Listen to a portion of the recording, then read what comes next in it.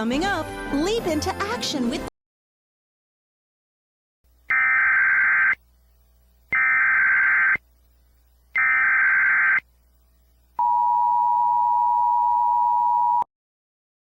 The National Weather Service in Indianapolis had issued a tornado warning for northeastern Davises County, Greene County, northern Martin County, until 10:15 p.m. daylight time. At 9:31 p.m. daylight time, National Weather Service Doppler radar, a severe thunderstorm capable of producing a tornado.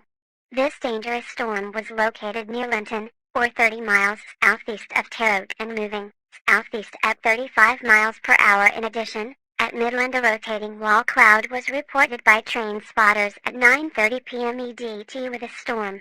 This storm has a history of producing ping-pong-sized hail as well. Locations impacted include Bloomfield, Worthington, Switz City, Lyons, Newberry, Crane, Burns City. Stay tuned for more updates on this dangerous situation.